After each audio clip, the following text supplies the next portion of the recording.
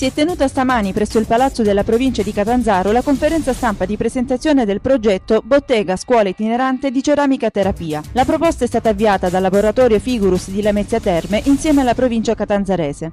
Il progetto consiste nella riscoperta delle antiche tecniche di lavorazione della ceramica tipicamente calabresi, che poi erano la lavorazione al tornio che ha sempre caratterizzato le produzioni locali.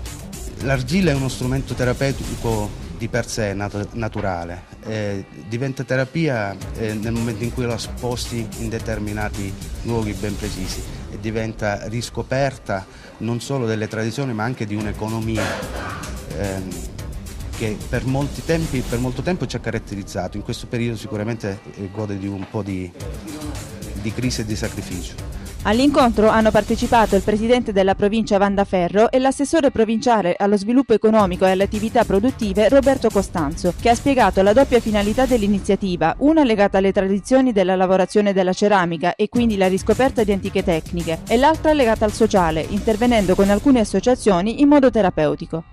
Noi abbiamo sposato in pieno questo progetto proprio perché intanto le finalità sono di diverso tipo. Uno è quello di conservare quelle che sono le tradizioni, un po' il lavoro, sostanzialmente la lavorazione quello della ceramica. L'altro è quello di intervenire su delle associazioni come l'Emmaus di Catanzaro e la Malgrado Tutto di Lamezia Terme, che praticamente hanno all'interno loro dell'Emmaus dei ragazzi disagiati, quindi assolutamente poveri, la Malgrado Tutto dei ragazzi che hanno problemi psichici, per cui un doppio intervento, quello di intervenire nel sociale e quello poi di mantenere quelle che sono le tradizioni della ceramica.